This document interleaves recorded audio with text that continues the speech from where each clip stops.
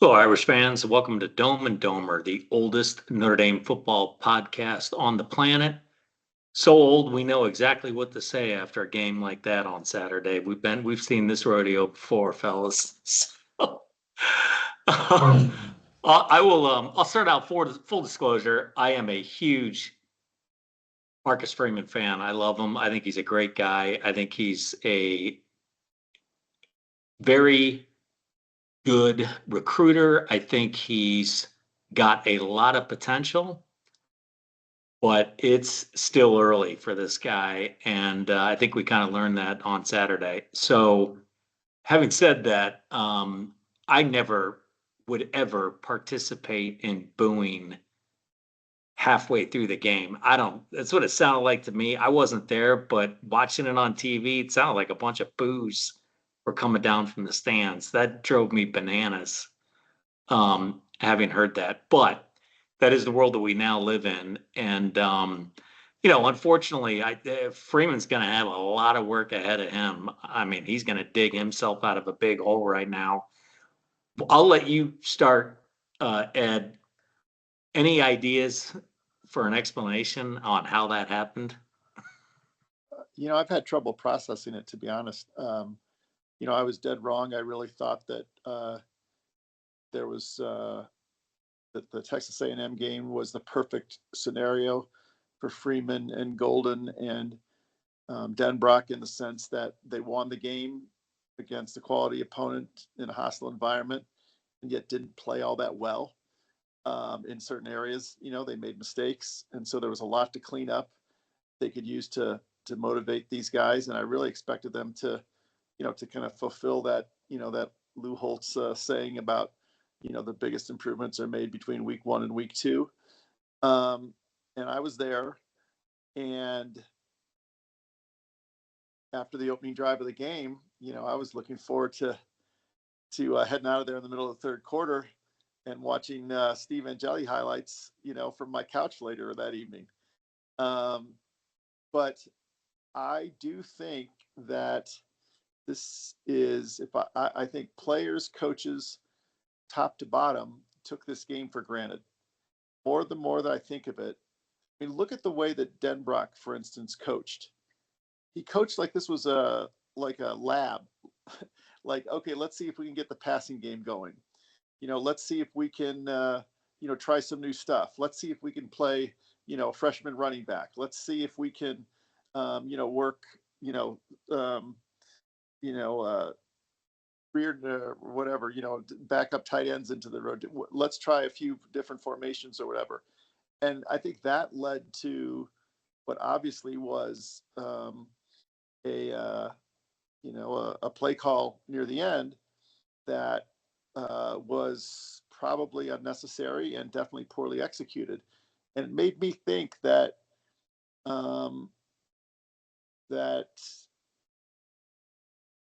that they were so sure they were going to win that they took a chance like that, even though there was a lot of evidence up to that point that, whether he was hurt or not, that Riley Leonard was not throwing the ball well. Let's just assume that he can throw it pretty well, but he did not. You saw it in the Even up to first that quarter, point, right? from the first quarter all the way to the, he had Greathouse wide open in the middle of the field in the first quarter and missed him. Yep. Now Greathouse, dropped a very catchable ball, but there were also some really head scratching throws, that he made. And that the last one that really sort of, screwed us over and got them into their, field goal winning drive. I still don't understand, how that happened. I don't know if that's coaching. I don't know if that's just a pure physical mistake. I don't know how you either underthrow it that much, or you don't have the presence of mind, to make a mistake by leading him too much, not a mistake by underthrowing the ball. Yeah, right? put it out over his shoulder. But yeah, and I was disappointed with the defense too, because they put themselves in a lot of third and short situations when it should have been third and long. They gave up extra yardage after contact. Tackling remains an issue. So there's a lot of blame to go around. But I was really disappointed in Denbrock and Golden, because it did not seem, and this is not to absolve Freeman at all, but it did not seem that we got, our money's worth out of our multi-million-dollar coordinators Saturday by a long shot. Yeah, I mean, there's a lot of blame to go around for everybody. Coffee, did you see anything that, I mean, as you kind of digest this now, is there major concerns here? I mean, what's your gut instinct on where we're at? With all of the same caveats that Mike, you said at the beginning of the show about the kind of guy Marcus Freeman is, how he feels about Notre Dame, the respect he has for it, et cetera, et cetera. I gotta confess, I'm much, much less sanguine about his possible future at Notre Dame, and there's two specific reasons why. Number one, after the post-game press conference, and I'll be the first one to say that nothing coaches say in press conference necessarily are meaningful, but he said the exact same things he said 2 years ago after the Marshall game. We need to look at everything. We need to go back to basics and all that. I'm fine.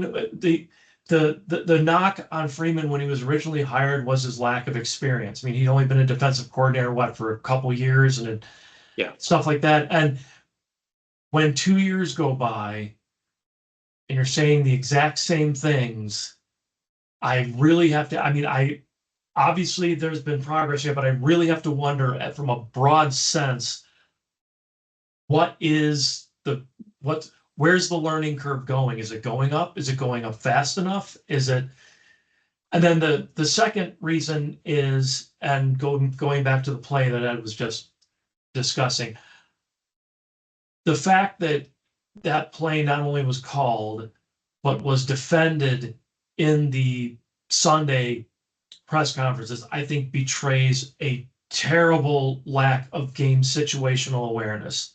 You are down one. Yes, you've looked terrible the entire game. You are down one, or you're up one rather. You have 2nd and 1 at the 50-yard line. A touchdown will still leave you with a one-score game. It's not like against A&M where you want to get that extra field goal to be up 2 scores. That makes a huge difference running. What you need to do, the absolute cannot fail thing you need to do is get that first down. Bleed more clock, force them to use timeouts. I realize it's not going to be a lot of style points, and you're still going to come out of the game with saying, what the hell happened in Notre Dame, but you'll come out with a win. You can't be throwing you can't even give your quarterback the option to be making a long throw, especially when, as you pointed out, Mike, he hadn't shown any proclivity to making, especially if he was injured in the first half and the coaches knew it. Yeah. That play should have been on the ground, and you should have had every Notre Dame player told, when that ball is snapped, you shove the guy in front of you back 1 yard, get that first down, bleed this clock, use up the timeouts, increase the chances that we're going to win this game. Instead, it was a terrible, terrible play call, a play call that even if he was healthy, that Leonard may not have been able to complete. The result is a turnover. Now you have what I honestly believe is the worst loss in Notre Dame football history. Which, how do you come back from that? I don't know. There's been so many for me. I don't know that I can put one above the other. But here's the thing that I am kind of curious about, Ed. I want your take on this.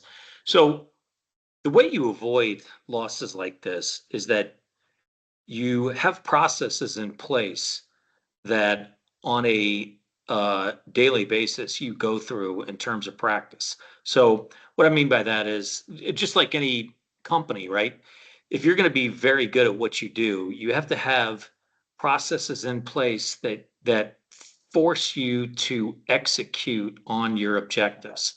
And these processes are tried and true, and it's kind of what you hang your hat on. It's like 80% of what you do, and that is the fundamentals, that is the basics, that is blocking and tackling, that is, all the things that make up a football game. Those are processes that are in place that very good programs drill on a daily basis as they prepare for the next game. And when you have better talent, by executing on those processes, that's what gives you the leg up, because you're much more difficult to beat because you don't lower yourself to the competition. You're always striving for those processes that force you and put you in a position of strength. And certainly there's some question marks about those processes not being in place right now because of the huge letdown that we had.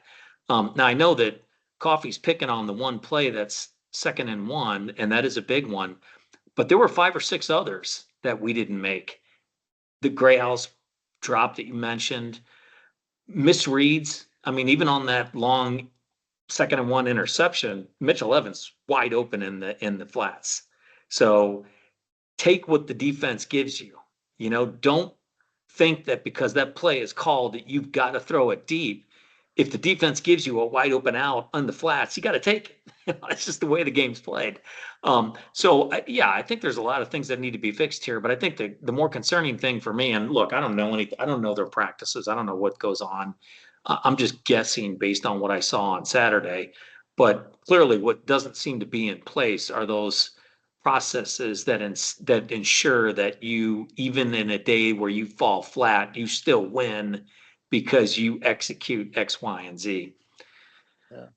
I mean, I really wonder, and this is just pure conjecture, but that, and I've wondered this about a lot of Notre Dame teams over the years, if sometimes coaches fall into the trap of mistaking sort of human or sort of real life maturity for football maturity. We know that Notre Dame recruits a certain kind of kid for the most part. They're incredibly good representatives of the university. They're serious. They're about their studies for the most part. They're well spoken. They're thoughtful. They and that all is good, and it demonstrates sort of maturity and growth, etc. But that's very different, at least in my mind, to football maturity. And to me, football maturity is sort of being sort of less thoughtful Yeah, about right.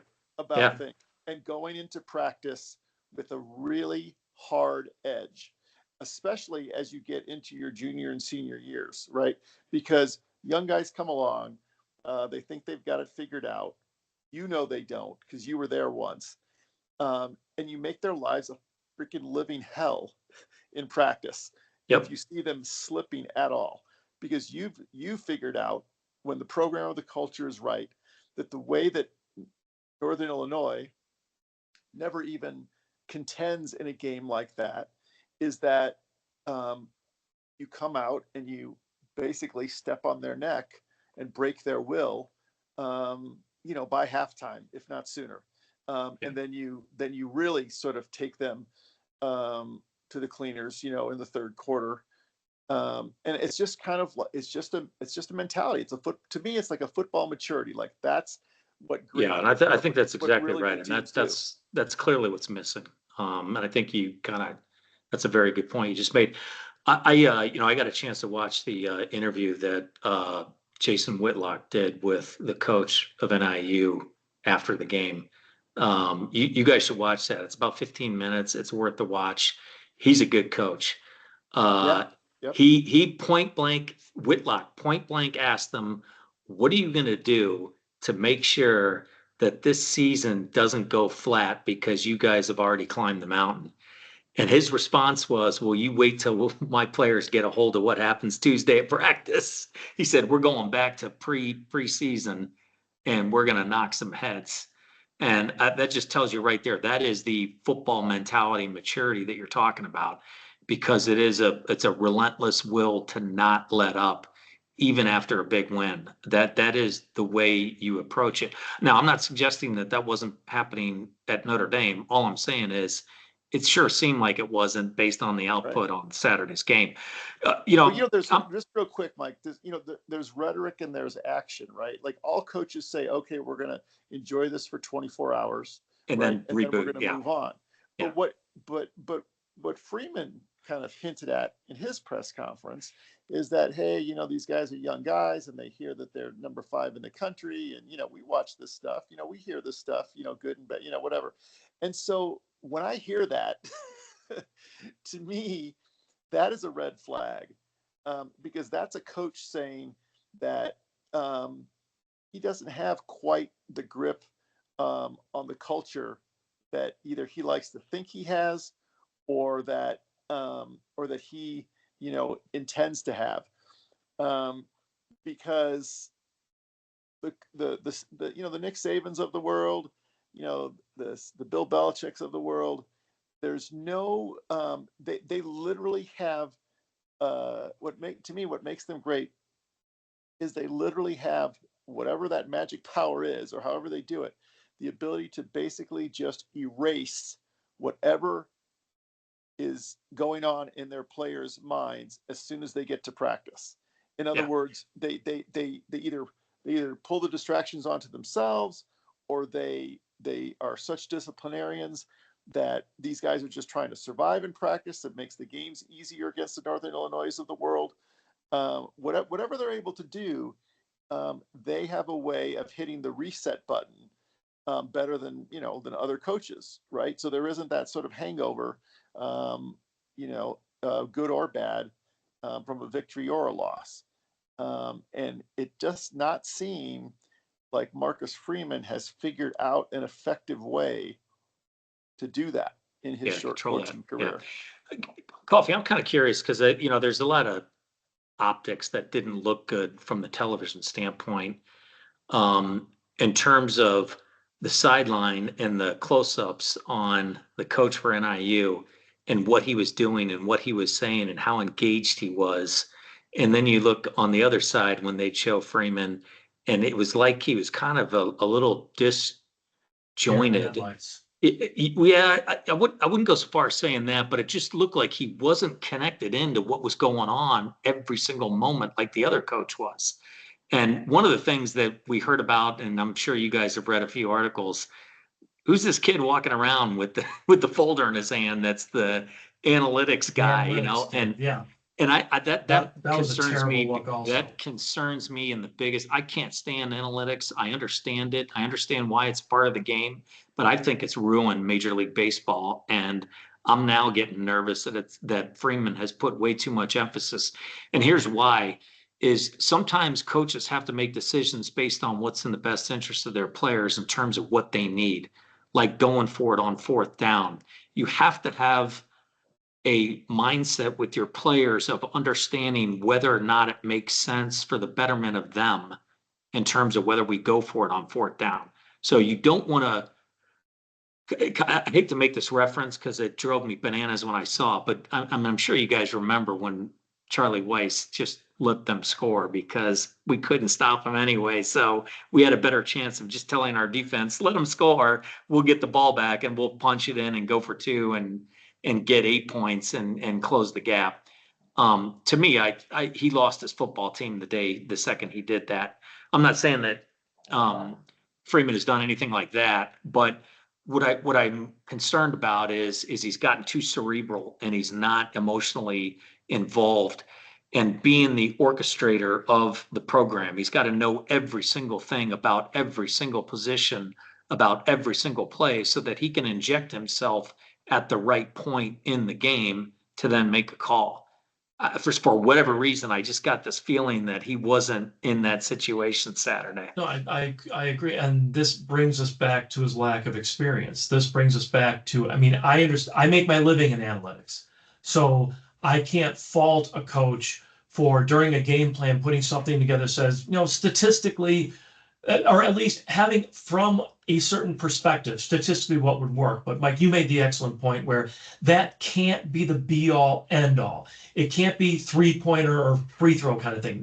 There has to be a game plan. There has to be something where a coach can draw on his experience to say, okay, I know what my team, as you said, I know what my team needs, and I know what my team is capable of.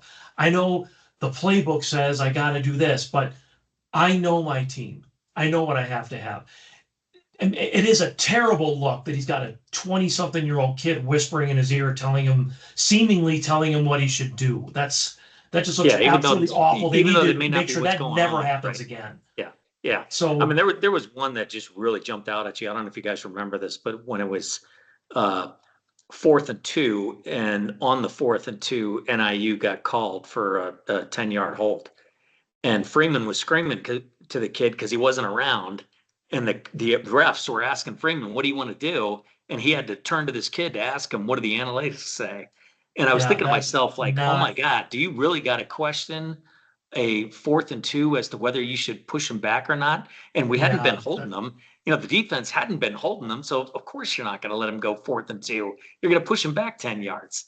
No, And absolutely. I couldn't agree more. And this, and I'll say it again, the this honestly is the experience issue. I think, and getting back to what Ed was saying about like emotion and stuff like that. I mean, the connection to this team. I think the reason that guys like Belichick and Saban and Holtz, for that matter, could command such a focus from their teams, and that's not to say those coaches never got up, their teams never got upset. That sometimes happens, but overall, they had the hard focus of their teams because they weren't their player's friend. Right. And I have to yeah, wonder, as nice a guy as Marcus Freeman is that a detriment to him in this current to be a college football coach? I mean, is it true? And I'm starting to really think it is. Uh, all the really successful coaches down deep are jerks. yeah. And I know I've complained in the past about Brian Kelly being a jerk, which is fine.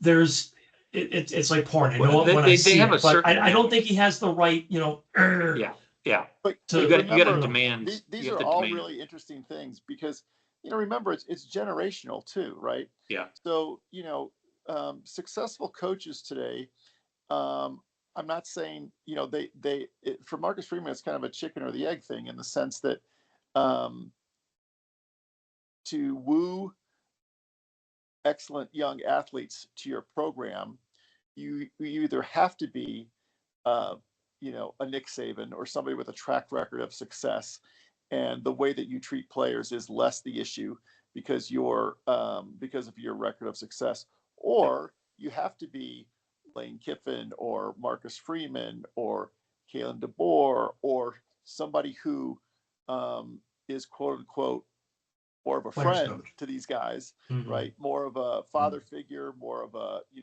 more accommodating, and you're also paying them. It's a different relationship in that sense. But two things that you guys brought up that I think are really important here. The first is that um, when um, when you step back for a second and think um, of where this is going, you think about how a week ago the story was his basically kind of going a little bit nuts in the tunnel, taking the quote unquote pressure off of his young players. And because the result was a win, that was seen as, a really smart sort of move the young coach was making, to demonstrate to his team that they weren't going to be intimidated in this environment, that everything was going to be okay. He kind of quote unquote, in the eyes of the media, kind of took the pressure off of his guys a little bit by getting a little bit crazy and getting a little bit fired up. In other words, he pushed the right buttons. But did he push the right buttons? We don't know.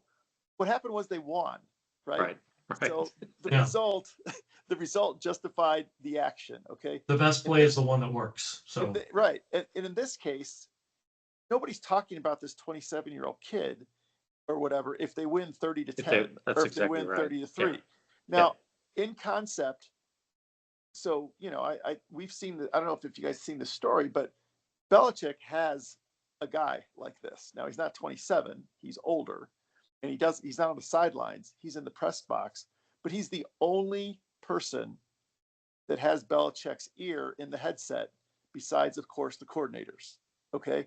And he is just somebody who understands the game of football, who is basically a mind meld with Belichick, because coaches, I don't have anything wrong conceptually with them having sort of a whatever the old Regis Philbin show was, like a lifeline, Yeah. the ability Yeah. to make a call and Yeah. to get some advice. So I don't have a problem with the concept. It's interesting. Since I was at the game, I didn't see this kid. I've heard Freeman reference him in some press conferences. I can't remember his name, but so I didn't notice this. And if it was a bad look, I'm sure I would have cringed too. To see this, especially the way Yeah. you're describing it. I mean, I cringed just hearing you describe Yeah. it.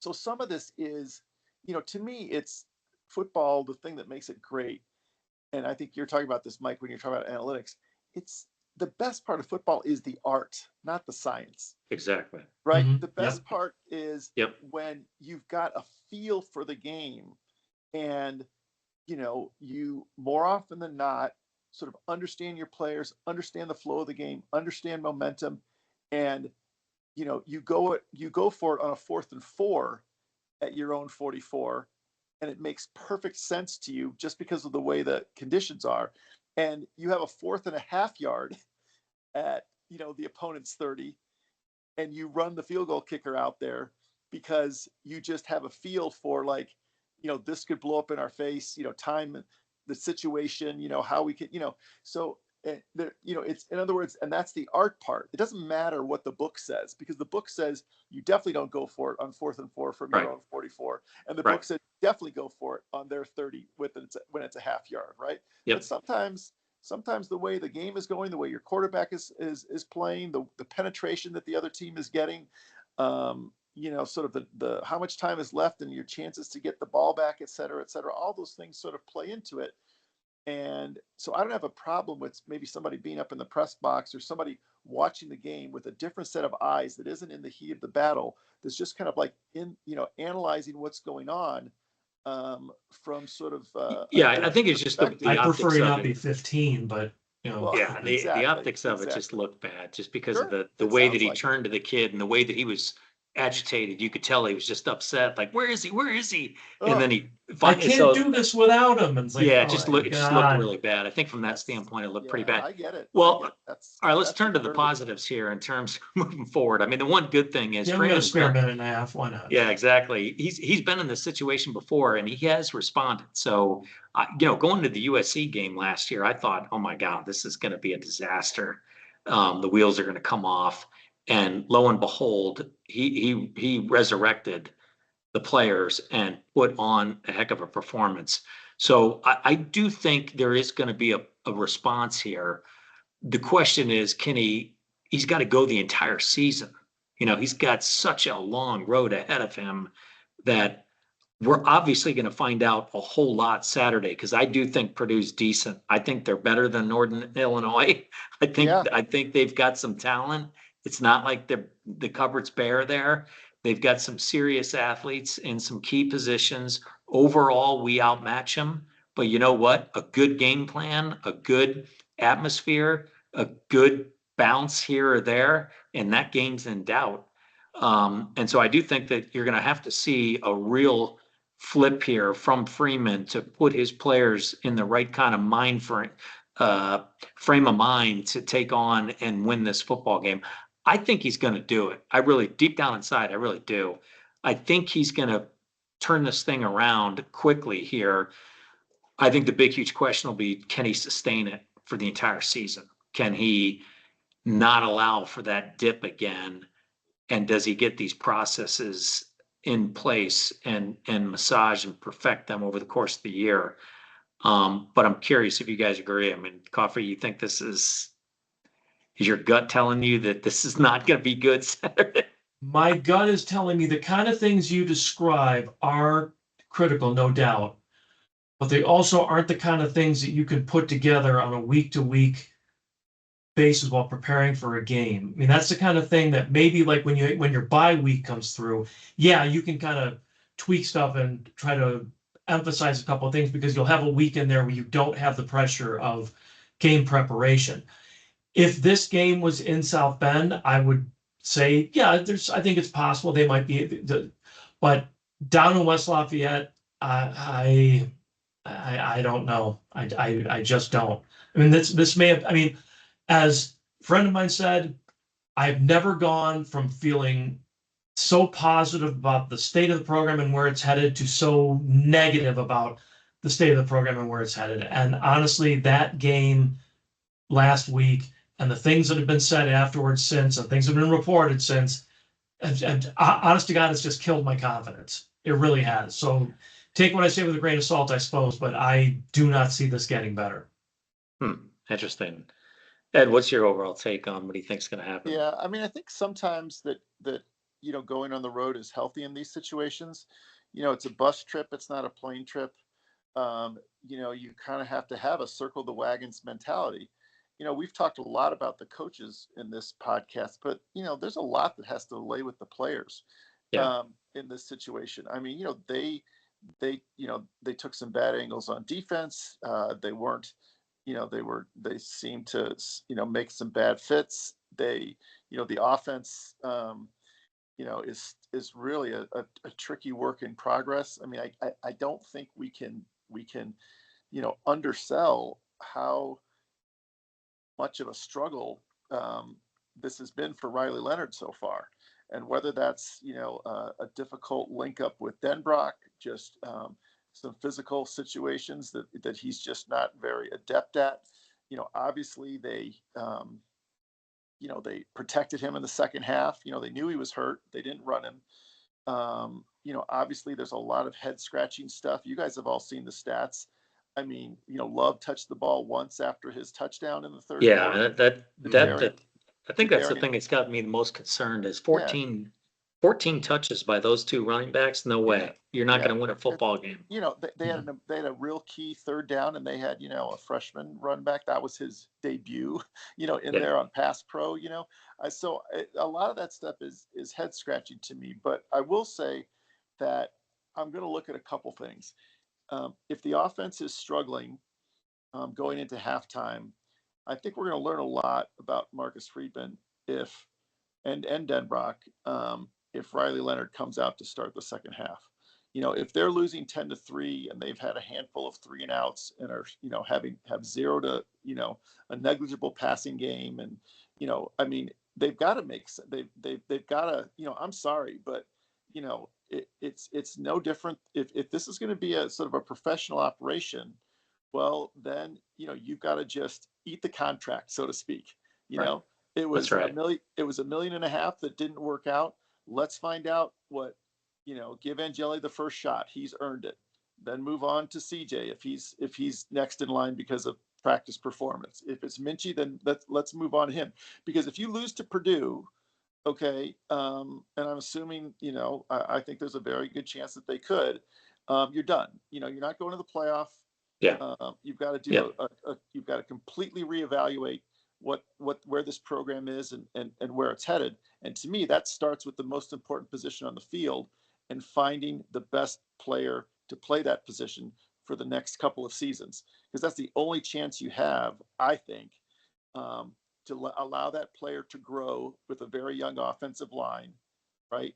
Because the defense is going to be a total reconstruct next year. I mean, you're going to have some linebackers who have some experience, but you're going to have to rebuild the secondary and the defensive line. So I don't want to sound too doomsday about this, but it's going to be really interesting to see where we stand at halftime of the game Saturday, and if it's been if it's looked more like Northern Illinois than something that we think would be kind of well on the way to a victory, kind of like a 24-10 lead at halftime maybe, or some real sort of progress, especially on offense. Man, it's gonna Marcus Freeman wants to even have any talks about an extension of his contract. He's got to take some drastic action. He really does. And I should build on something that said. Just 2 quick things. Number one, I find myself wondering how much the fact that Leonard couldn't participate this spring is affecting his ability to work. And so we've talked about like receivers he's missed, routes that are going the wrong way. All the other quarterbacks had a bunch of practices in spring with Denbrock to learn his system and all that stuff. Leonard didn't, his first practice, I want to say, was August, and he was no contact almost the entire time. And I wonder how missing spring might have affected things. But the other thing is because as you're talking about eating the contract, I know the philosophy on Indy Nation has always been criticizing the coaches is just fine. They're professionals. They're paid to do what they do.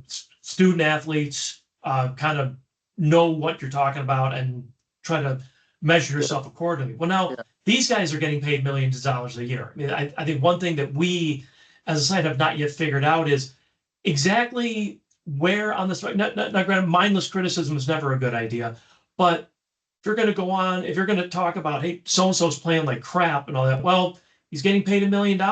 Maybe he deserves to be told he's playing like crap. I don't know. The entire dynamic has changed, and right. it's Well, just there's also, yet one more aspect of college football that is driving me nuts. This is I've going to talked be to a bad. lot. I've talked to a lot of Notre Dame fans this week who really believe that sort of the rent a quarterback route that we've gone the last 3 years is sort of antithetical to Notre Dame football, and that I would that agree with that. what you should have done is given it forget the portal, give Angeli a chance. You got two freshmen. You've got a decent quarterback room without going out and getting Riley Leonard, Sure. and see what happens. I can empathize with that Oh, absolutely. I agree. viewpoint. You know, Completely so agree. yeah, so it's very different. And Marcus Freeman, like I said, a week just changed an awful lot. Yeah. Um, Yeah, the and tough thing is this is every week now. I mean, we're going to be talking yeah, about oh this yeah, every single week, yeah, the rest of the season out. It's going to be a ton of pressure every game. And boy, man, that is a tough way to go through this. But keep However, watching, everybody. Please, yeah, well, I look at the end of the day, like I said, I'm a huge fan of his. I think he has the potential to pull this off. I think he's a really dynamic guy. I just think he's inexperienced and it's showing. And but I think he's got a lot of upside to him. I just hope he pulls this off and delivers the kind of season that we were kind of hoping for and doesn't fall into a trap of trying to be somebody that he's not. And I don't know. This is going to get interesting. well, what I do fault him for is, I mean, I think as a head coach, one of the things that you needed to do if you sort of watch that game is you need to sort of grab your offensive coordinator by the lapels and Yeah, say, "What the hell are you doing? Okay, yeah, we've got to win this football game. So stop jacking around, trying to figure out sort of what you've got on offense." I think the other yeah, thing is if you're Mike Denbrock, what I'm kind of disappointed about, to Mike's point about Riley Leonard and the system and sort of what he might be behind because he didn't play in the spring and stuff. Well, if Riley Leonard's going to be your quarterback, then you have to set up a package of plays that he's able to execute on and execute well. I don't care if it's 6 plays, but you better yeah, figure out what you can do well and stick with that to win football games. The object here isn't for Mike Denbrock to implement his system over the course of 3 or 4 years so that it's in really great shape in 2027 and everybody knows what they're right. doing. The idea is no matter how Yeah, much time you have, whether it's from the spring all the way to yeah, August 30th, or it's just from August 1st until August 30th, your personnel has to match, sort of what they're capable of doing, and you're mhm, responsible for, implementing a system that is ready to win on game one. And yeah, it seems to me like he's still farting around trying to sort of figure out what he's got and what the pieces are and what Leonard can do or not do. And I'm sorry, this once the season starts, you cannot be in sort of experimental sort of analysis mode. You have to be in go mode, and if yeah, that means that that Leonard is not the player to sort of execute on the way that you want to do things, um, yeah. because he You're gonna wasn't there's gonna there be in a the change. spring, Well, then look, I you think gotta that you can't let him play until game 4 until he's come no. up to speed. I'll tell you, if Riley Leonard doesn't rush for more than 50 yards against Purdue, we're going to lose the football game. And so if he's not in a position to run for 55, you can't play him. because you're just setting Mhm. yourself up for failure. So if A he's not Riley Leonard capable, a Riley Leonard that cannot run is not going to win a game for you. it's I'm not sorry, going he's to, just because not. what's going to happen is everybody's going to load the box and they're going to say, try and Mhm. beat us deep. Let's see you Sure. throw Yeah, the ball deep because we'll yeah. take that chance all day long. So we are going to see that Saturday. So with that, I'll let you start with the prediction. Coffee. What's your take? I picked Notre Dame to lose 31-17 in our Oh contest, my God, and nothing I've heard man, has made what one a change my difference a mind. week makes. Holy cow. Yeah, it is what it is, though. Ed, what do you think? Yeah. I mean, like I said, I was there Saturday, and um, wow, I hadn't. I was really getting these really bad, 2016 vibes. Just whatever the worst vibes that I've had watching Notre Dame football in the last 12 years. Those are the vibes that I was getting, um, Mhm. and not just sort of the quality of play and the level of execution, but also that sort of, like, whether you want to call it bad luck or sort of, that I call it unclutch. Like, to me, when we need to make a play, we don't. When making a play is meaningless, that's when we make a play. So, and that's Mhm. hard to explain, I guess. But No, in other I words, understand you completely. you know what I Absolutely. mean? So in other words, when you need a 3 and out, you Yeah, don't get one. we don't It's get it it goes right. back to what I it goes back to what I've been talking about for 10 years, is that we've had some good defensive football teams, but they give up touchdown drives after the offense scores. When coaches talk about complementary football, that's what they're talking about. They're talking about your defense coming in behind an offensive score and extending that momentum by shutting a team down. That's when you get your 3 and out, or that's when Yep. you limit them to a series or two, so that you can sort of take control of the football game. And I just what I saw Saturday is a team that's wholly sort of either incapable of doing that, or still far away, which might be 2, 3, 4 games from doing that. So that's just a long way of saying that, you know um, we're dealing with schizophrenia if Notre Dame goes out and wins 35-10 or 35-17. What we're Mhm. dealing with there is good. They won, but it's like it'll just make us more pissed off, because it'll be like, Yeah, what the what happened? hell Right. happened, 2 weeks Yeah. ago. So Mhm. I'd much rather have that. I'm going to say Notre Dame wins 24-23. Um, Oh, barn you know, burner. and Yeah. it's they figure out a way to win. It's going to be an unsatisfying win. There's still going to be all kinds of problems, with the offense. I'm going to say there's going to be a defensive touchdown. But they're gonna figure out a way to win. And then I think we're going to go through this all again with Miami of Ohio, who's not a chump team, who's another decent MAC team, Yeah. picked to finish ahead of Northern Illinois. um, Yep.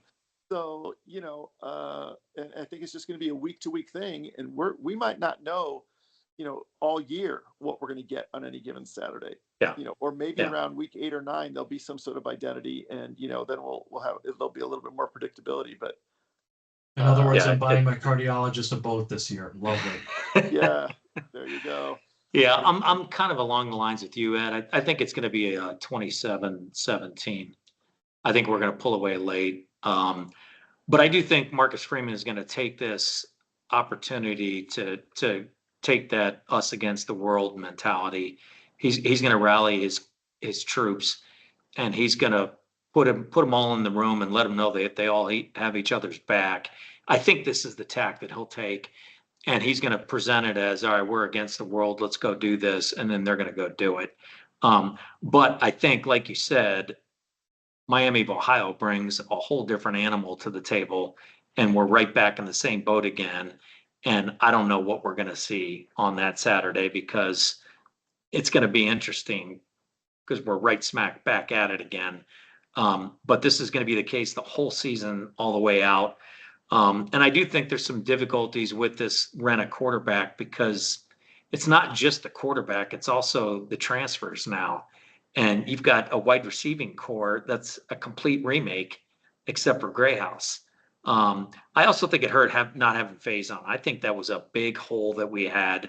We had a guy that always gets good separation, not even play. I'm not saying that had anything to do with the outcome of the game, but man, it would have been nice to have him in there. That's for damn sure. So it'll be nice to get him back. I think that's going to help. But yeah, let's see. I'm hoping for the best here, and it's going to be a nail biter. That's for sure in that first half. The thing I really worry about is, you know, I think, when you have a bad week like we had, you know, team chemistry can be a pretty fragile thing. Yeah. And, it doesn't, in this day and age, it doesn't take much to go from, oh, Riley Leonard, we're going to vote him captain, to, this MF had a shitty Yep. game, is getting $1.5 million. And, I came to Notre Dame, putting myself in the shoes of a Bo Collins or a Bo Collins. Is that his name? What's his name? The receiver. Yeah. Bo No. Collins. Yeah. Yeah, sorry, Mhm. Bo Yeah. Collins, or or Chris Mitchell or whatever. These guys, and he can't get me the ball. Yeah. Yeah. He's he can't get me the ball. So I think that's, no matter how good a guy Marcus Freeman is, I think things can fall apart fairly quickly if you don't get a W on Saturday. Yeah. And Absolutely. then you're really left with sort of like basically eating a lot of contracts, so to speak. Yeah. Exactly. And I still think that the teams that will, to me, that's why the Georgias and the Ohio States and the Alabamas will continue to sort of dominate college football, because I think they will continue to be at the top of the recruiting rankings, and the backbones of their teams will continue to be the high school athletes that they bring along, that they develop into the way that they want to play football, and that stay there for 2, 3, 4 years in a lot of cases. Yeah, there'll be little things here and there where they supplement them with some portal folks, but I think there's going to be, it's obviously proving to be challenging for Yeah. Notre Dame to make this work. Yep. Or maybe they just did a really bad job scouting Riley Leonard and were sort of entranced by his, good guyness and his competitiveness and his, his ability to get along with people. And they just didn't realize that he's not a very good quarterback. Well, we'll find out here shortly, I guess. We will. I think we will.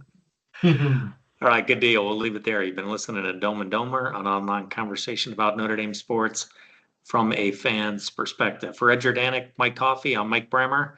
Thanks for listening.